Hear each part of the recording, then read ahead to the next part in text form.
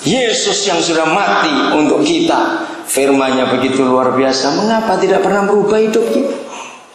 SMS yang kadang-kadang cuma berapa huruf saja, itu bisa merubah hidup kita. Jawab iya atau tidak? Maka itu Kristen kita seringkali tidak konsekuen dengan apa yang telah dikatakannya kepada kita. Kita tidak konsekuen dengan itu.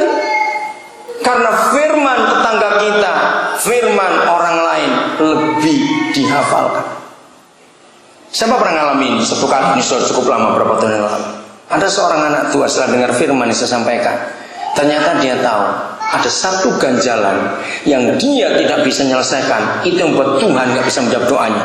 Ingat Yesaya 59 ayat 1 dan 2, ada firman yang berbunyi, bukan tangan Yahweh kurang panjang untuk menolong kamu. Masih ingat Yesaya 59 ayat 1 dan 2? Dan bukan telinganya tidak bisa mendengar, tapi dosa yang ada padamu yang memisahkan dia daripadamu. Oke, masih ingat itu? Nah, jadi setelah dengar firman ini, orang ini sadar. Tapi dia berkata kepada saya, tapi saya nggak bisa mengampuni. Jadi dia pernah disakiti orang 27 tahun yang lalu. Waktu dia cerita lagi kepada saya, itu dia bisa memperagakan. Sampai saya bilang, kalau kamu jadi pemain sinetron, laku sudah. Bayangkan peristiwa 27 tahun yang lalu, dia masih bisa memperagakan, mengekspresikan bagaimana kata-kata orang itu. Saya bilang, hebat saudara. Coba ngelamar aja ke sinetron, pasti diterima. Karena acting saudara begitu bagus dalam meragakan. Yang saya kaget, datangi orang itu, ampuni dia. Pak, dia sudah mati 16 tahun yang lalu. Hah? Bayangkan, kejadiannya 27 tahun yang lalu, dia masih ingat jelas. Sampai dia cerita, saya ingat dia pakai baju apa waktu marah kepada saya. Hebat, saya bilang. Ayo jujur, khotbah minggu lalu apa? Loh, saya tanya ini. Ayo, khotbah minggu lalu apa? Awas kamu garuk-garuk apa ya? Awas.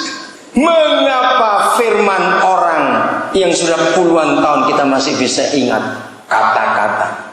Siapa belum mengampuni mama mantunya? Awas. Awas ya. Mama mantu pernah marah dan diingat sampai sekarang. Dan mama mantu sudah mati 20 tahun yang lalu. Awas. Ngerti contoh-contoh ini saudara? Betapa firman itu gak punya tempat di hati kita. Tapi kenapa firman orang bisa ada tempat di hati kita? Kita ini jahat. Maka itu banyak orang Kristen tidak menikmati seluruh janji-janji yang Tuhannya janjikan. Bukan karena salah dia, karena kita tidak mau konsekuen dengan apa yang telah dia katakan. Yahweh lah yang telah mengatakannya.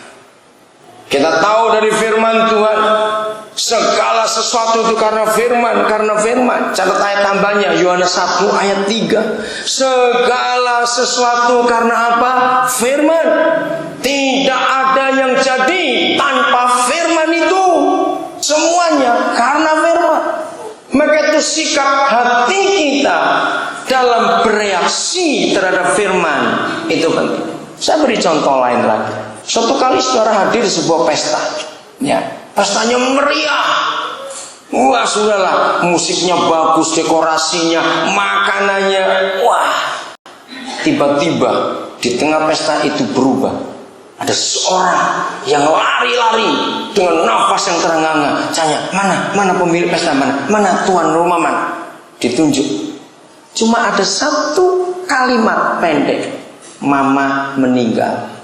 Saya tanya kepada saudara, firman itu, saya pakai kata firman semuanya untuk mempermudahkan konsep kita berpikir. Firman yang singkat, mama meninggal, merubah suasana pesta tidak? Walaupun pemilik pesta berkata, lanjutkan, mana enak kita lagi berduka, masa kita rame-rame sendiri? Betul? Pasti musiknya berhenti. Yang mau makan biar makan. Kita nggak enak akan rame-rame sendiri, nggak tahu diri betul. Kalau kita tetap rame di sini. Firman itu pendek, mama meninggal. Tanyakan pada diri kita masing-masing, kapan terakhir kali kita mendengar firman dari Bapa kita dan merubah hidup kita total, berbalik arah dengan jelas sekali? Kapan terakhir kali? Saudara, ini yang kita harus ubah dalam hidup kita. Tuhan mengatakan apa kepada kita? Itu penting.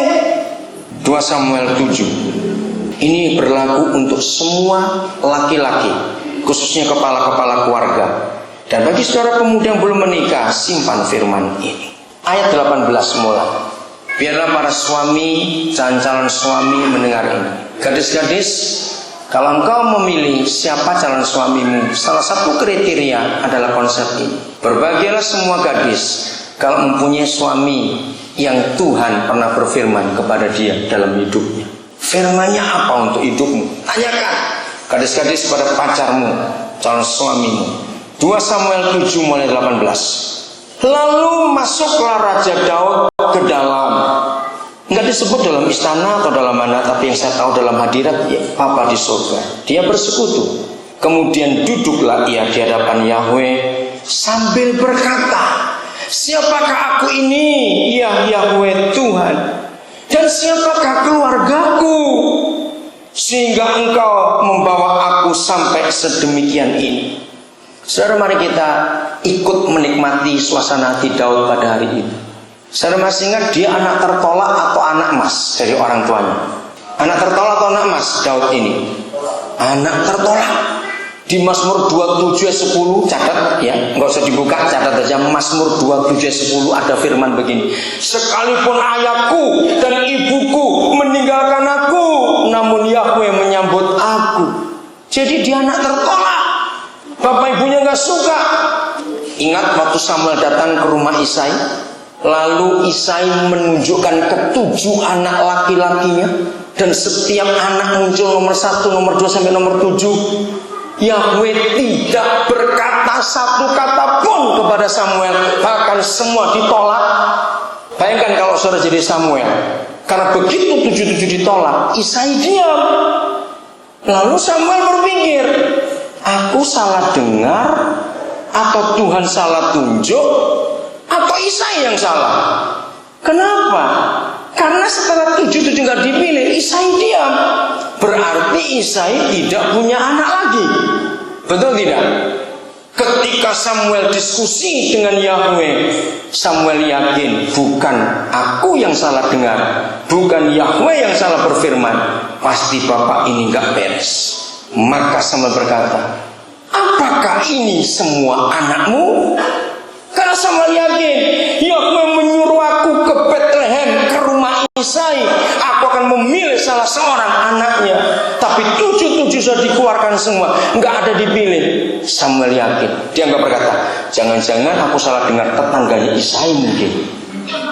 Dia bisa berpikir begitu toh, karena Isainya nggak jujur. Tapi Samuel yakin, aku nggak salah dengar, Yahweh nggak salah berfirman, orang ini yang salah. Apa jawaban Isai? Di situ kita melihat Daud nggak disukai.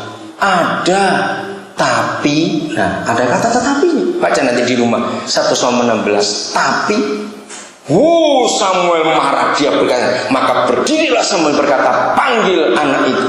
Kalau tidak aku nggak akan makan di rumah ini. Marah Samuel. Daud anak tertolak, diharapkan mati oleh bapaknya karena dia nggak suka. Tapi Isai nggak bisa bunuh anak ini, hukum Taurat masih berlaku.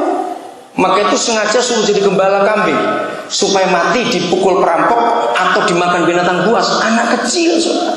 Lalu ada tulisan, maka datanglah Daud dan kemerah-merahan mukanya. Banyak gereja menerjemahkan ya, Daud itu cakep, pipinya merah-merah. Bukan, itu angus karena matahari. Salah terjemahan itu. Mukanya angus karena matahari itu. Bisa bayangkan. Saudara, itu sebabnya Daud itu setelah jadi raja, dia duduk, dia menangis. Siapa aku? Siapa keluargaku? Sehingga engkau membawa aku sedemikian ini. Bisa rasakan hatinya, ucapan syukur. Luar biasa. Yang penting ayat 19-nya. Lihat. Dan hal ini